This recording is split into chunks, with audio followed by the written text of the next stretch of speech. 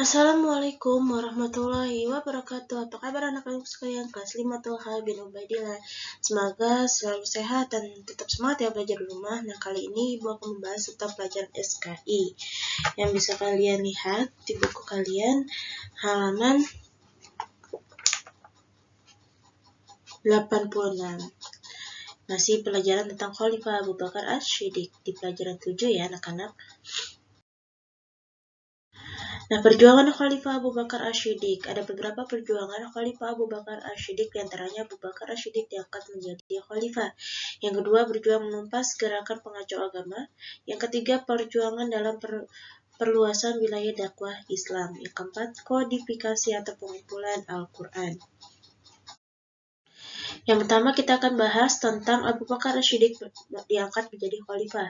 Nah, ketika Nabi Muhammad SAW wafat, beliau tidak meninggalkan pesan apapun tentang siapa yang akan menggantikannya memimpin umat Islam. Nah, jadi saat itu juga terjadi perdebatan untuk memilih pemimpin umat Islam. Nah, 3 golongan yang mengusulkan dari masing-masing mereka untuk menggantikan Rasulullah adalah kaum Ansor, kaum Muhajirin, dan Bani Hashim. Nah, kalau menurut kaum Ansor mengusulkan agar khalifah diangkat dari golongan mereka, yaitu mencalonkan Sa'ad bin Ubaidah. Kemudian kaum Muhajirin berpendapat bahwa Abu Bakar adalah orang yang paling berhak menjadi khalifah karena beliau adalah orang yang paling dekat dengan Rasulullah. Kemudian Bani Hashim mengajukan Ali bin Abi Thalib. Kaum Ansor mengadakan musyawarah tentang pencalonan khalifah dengan berkumpul di tempat musyawarah milik Saqifah Bani Sya'idah atau dikenal dengan Balai Bani Sya'idah. Kaum Ansor menetapkan Sa'ad bin Ubaidah sebagai calon yang akan mereka tunjuk sebagai khalifah. Dan mendengar berita tersebut, Abu Bakar, Umar bin Khattab, dan Abu Ubaidah bin Jarrah yang sedang mempersiapkan pemakaman Rasulullah SAW di Masjid Nabawi bersama kaum Muhajirin yang lain bergegas untuk menghadiri sidang tersebut. Nah, ketika utusan Muhajirin tiba Saqifah, kaum Ansor telah siap menetapkan dan membaiat Sa'ad menjadi khalifah. Setelah masing-masing menyampaikan pendapatnya, kaum Ansor dan Muhajirin sepakat bahwa orang yang paling tepat diangkat menjadi khalifah adalah Abu Bakar. Adapun pertimbangan yang menjadikan Abu Bakar menjadi khalifah pertama adalah, pertama, beliau adalah sahabat pertama yang memeluk Islam, kedua, sahabat yang paling setia, yang ketiga, sahabat yang selalu paling awal dalam ajaran-ajaran yang dibawa oleh Rasulullah SAW. Keempat, sahabat yang pertama-tama mempercayai dan membenarkan peristiwa Isra Miraj pada saat orang-orang meragukannya. Yang kelima, sahabat yang setia mendampingi Rasulullah SAW ketika hijrah. Keenam, sahabat yang rela memberikan seluruh hartanya untuk mempertahankan Islam. Abu Bakar secara resmi telah diangkat menjadi khalifah yang didukung oleh seluruh muslimin baik kaum Ansar maupun Muhajirin. Abu Bakar dibaitkan pada tanggal 12 Rabiul Awal tahun 11 Hijriah. Nah, selanjutnya kita akan bahas tentang berjuang menentang gerakan pengacau agama.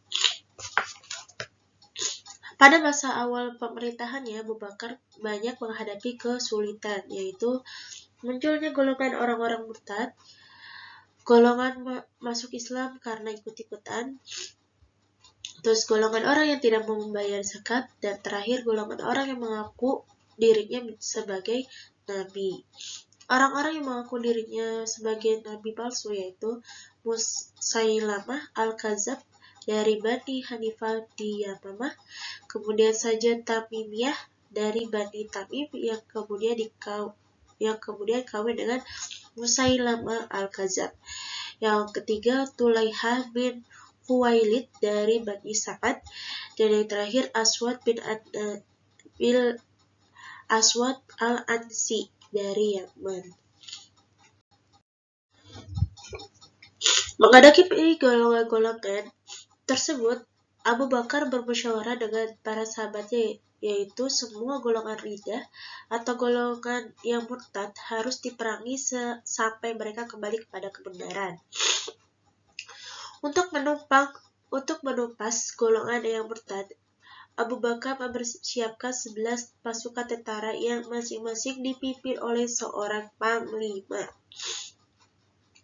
Panglima yang ditugaskan untuk menumpas golongan pembangkang yaitu Khalid bin Walid, Ikrimah bin Jahal, Surabil bin Hasanah, Al-Muhajir, Huzairah bin Musin, Al-Ghulfani, kemudian keenam Al-Hajjah bin Kharsamah, selanjutnya Suwaid bin Muqarrin, Al-Ula bin Hadrami, kemudian Turaifah ibnu Hajiz, ke-10 Amr bin Asr, yang terakhir Khalid ibnu Sa'id. Nah, di sini ada 11 ya anak-anak ya, dan ini harus dipelajari oleh kalian semua.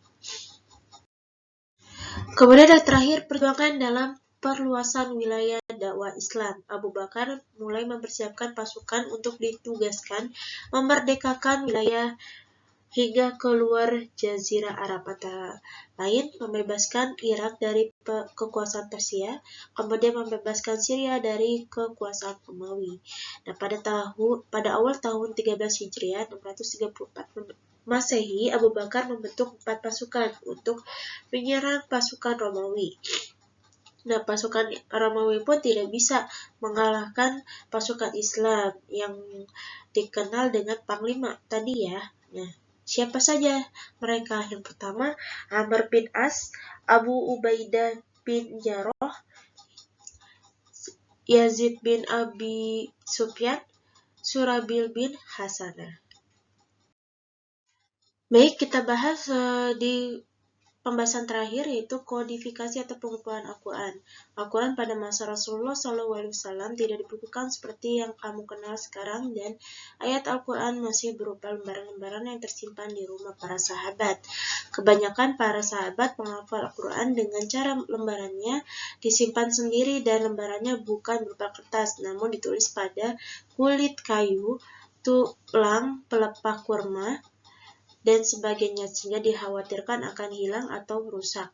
Umar bin Khattab mengusulkan agar ayat Al-Quran dikumpulkan dan khawatir para penghafal Al-Quran banyak yang telah gugur dalam perang. Seperti perang di Yamamah telah gugur sebagai syuhada sebanyak 70 orang. Abu Bakar sangat menyetujui pendapat Umar bin Khattab sehingga dibentukkan panitia penghimpun Al-Quran, dan keduanya Zaid bin Sabit yang dipercaya Rasulullah SAW untuk menuliskan setiap wahyunya. Kurang lebih 1 tahun Zaid bin Sabit dibantu oleh panitia lainnya berhasil mengumpulkan lembaran ayat Al-Quran. Himpunan ayat-ayat Al-Quran diserahkan kepada Abu Bakar dan kemudian disimpan di rumah Hafsah binti Umar.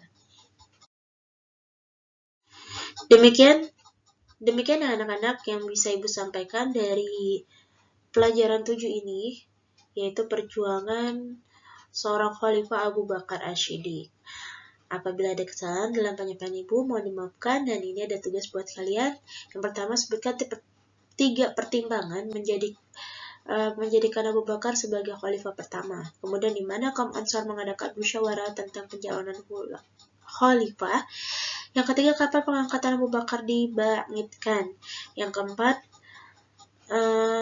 siapa saja yang mengakui menjadi nabi palsu. Yang terakhir, berapa orang yang gugur pada perang di Yamamah.